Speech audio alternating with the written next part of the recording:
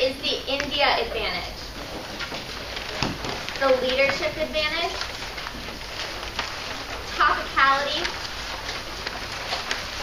the India counterplan, was the second counterplan, the competitiveness counterplan was the first one, and the wages disadvantage.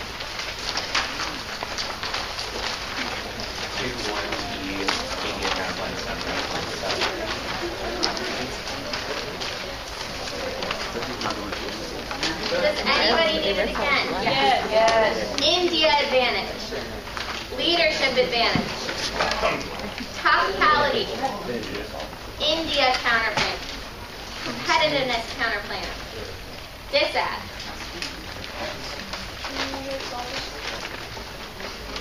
Not a separate page. Is everyone ready?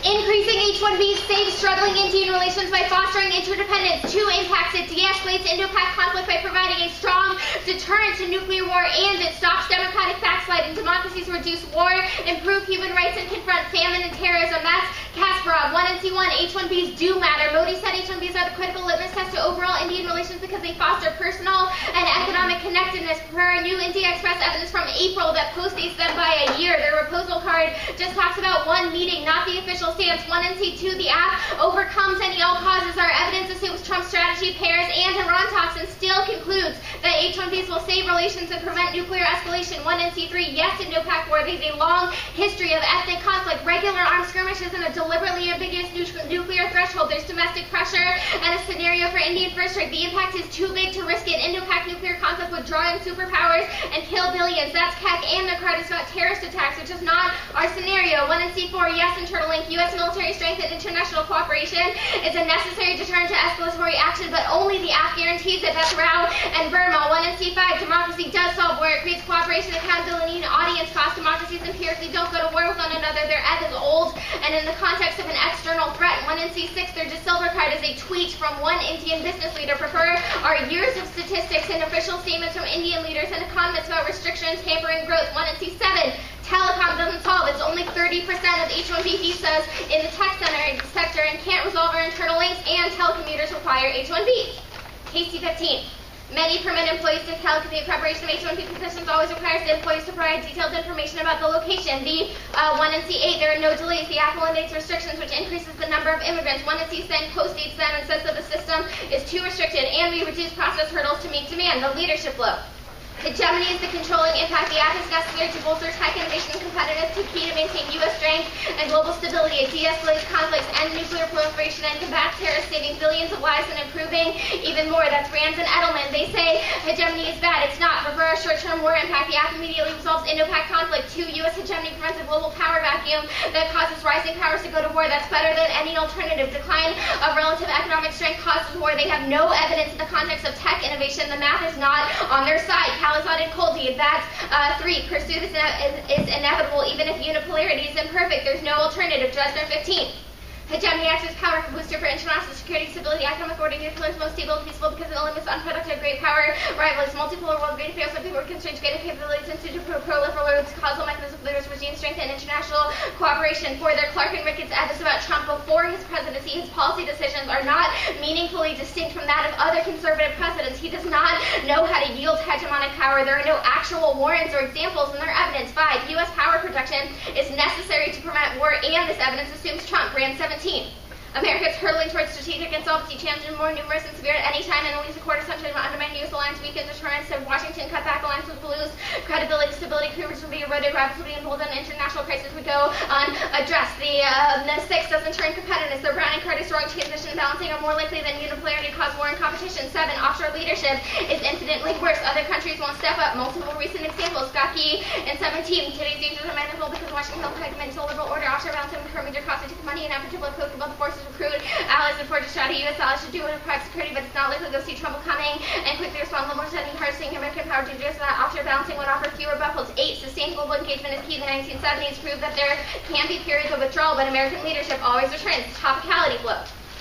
1, we meet. Visas are a stepping stone to citizenship. All immigration acts are about the process leading to the outcome, not the outcome in a vacuum. 2, counterinterpret. Immigration is legally defined to include lawful permanent residents, asylees, refugees, and visas. Perez intends to just defines legal immigration. All people who granted lawful permanent residence status admitted as refugees are admitted, and non-immigrants for temporary stay. 3, their interpretation is terrible for debate. 3 reasons. A, no intent to define. It's one climate activist writing in an article called "Do You Identify with the Word Citizen?" talking about how she perceives visas. Prefer our actual legal definition from the DHS. Their violation is a Quora article that's factually incorrect about what H-1Bs do. B, they overlimit. Our interp clearly establishes 4 categories of app. Each has great advantage ground and literature and should be excluded. C, citizenship education is meaningless. No reason to arbitrarily prefer one method over the other. Having a stable status point is better for education. 4, visa debates are the most educational for us. Literature allergic to arrogance, disagreement, good, advantage ground. Arbitrary excluding them is bad for the activity. 5, good is good enough. The app should only have to be reasonable to be T. The app is an important mechanism and major timely proposal that should be debated. 6, increased argument is nonsensical. They don't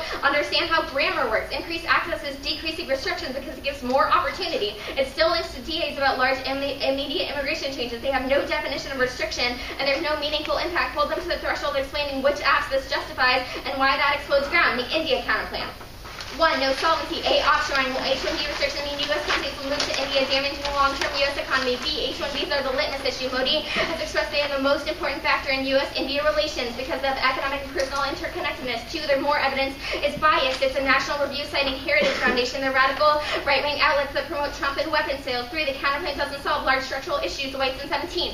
Countries partners arms sales, defense, industrial project, military exchange, does bilateral exercise and drill India will remain constrained security funding the U.S. due to historical geographical difference related to Pakistan, billions of dollars in economic and military aid. 4, perm do both, not mutually exclusive. 5, links to the wages that create sweetheart deals that cut into corporate profits. 6, links to hedge bad, it promotes U.S. defense strategy versus China and sells weapon sales. 7, the counterplan is the status quo. We're ramping up trade now. PTI. 18, U.S. Treasury strong tax in India favor free, fair, and reciprocal trade. U.S. determined to find opportunities to engage trade investment in India. 2.2. This book is great in defense, security cooperation, diplomatic, political cooperation. The competitiveness counterplan. 1, massive solvency deficits. App is key for 3 reasons. A, multiplier effect. Every new skill demand creates at least 5 new jobs. Counterplan marginally increases funding. B, innovation. Immigrants bring new background and ideas that promotes macroeconomic strength and deters great power wars. C, the status quo is hostile to high-skilled immigrants and their families. There's a moral imperative to support freedom. 2, it doesn't solve. STEM majors change fields too often. Carnival.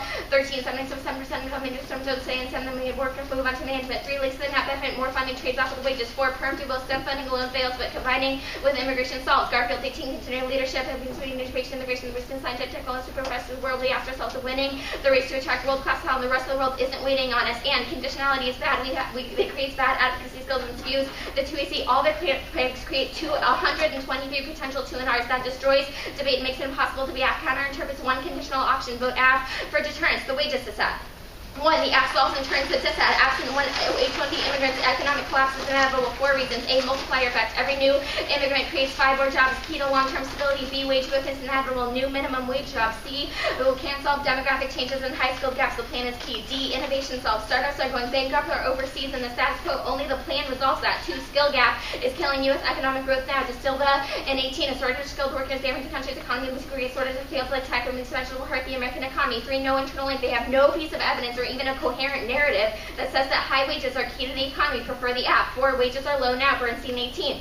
Wages are not growing. They're slack in job market. Productivity is low. Wage index stuck at 2.5% for 2 years. 5, no impact. Their ed is outdated and a hypothetical op-ed. The plan creates economic interdependence and democratic stability that ensures peace. B, tweets, not war. Trump escalates with words, not nukes. Nukes. C, not unique. Low wages, tariff announcements, and the January market decline should have triggered escalation. 6, wages are not our economic indicators. They're a result of the economy's performance, not a cause. Only the app solves the root cause of wage decline. 7, the app solves their Grisham Ev. It says tech development is key to the economy, not that wages are growing. And H-1Bs don't lower wages.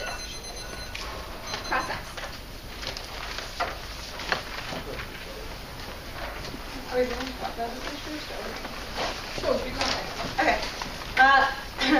I guess my first question is, the argument that you made on the leadership flow is that numbers are still on our side. What math, what numbers?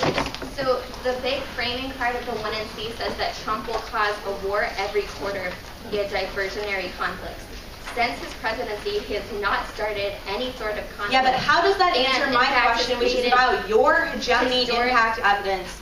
What numbers does your evidence show? Sure. In periods where there has been one hegemon in the country, there's been So no numbers. There's Okay, a decline. so I have another question about topicality. The U.S. as a hegemon, we are less likely to engage in conflict. Again, no numbers. All right, so I have a question about topicality.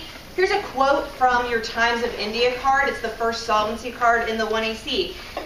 It says, the availability of employment-based non-immigrant visas, in parentheses, H-1Bs, for industries for which there is a shortage, etc. It seems as though your first solvency card concedes that H-1Bs are, quote, employment-based non-immigrant visas. I disagree, and I don't think that you understand what the H-1B visa argument is.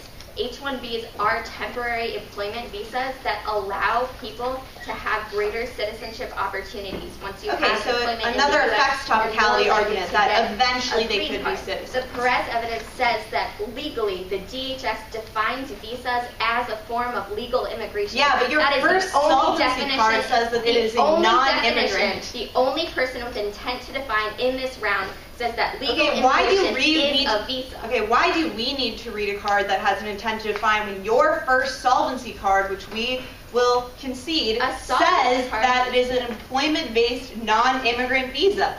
It is not a piece of evidence in this round that has intent to define.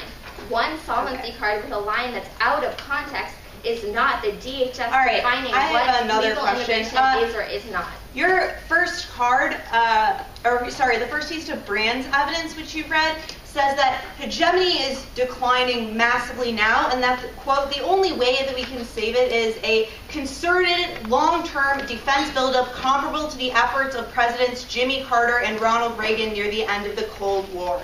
Did you read any evidence which says that Trump is likely to do this? Yes. The entirety of the 1AC and multiple pieces of evidence that we read says that I'd like ACT specifically and Trump in general are pushing towards this towards a strategy of national hegemonic buildup and military strength. What evidence also, do you think any says knowledge that? of what Trump has done in terms of working with North Korea and increasing military strength in the Middle East, okay, as let's well talk as about the that. two pieces of evidence that we've read about the Trump presidency on the hegemony globe, all say that his strategy is consistent with a national defense strategy.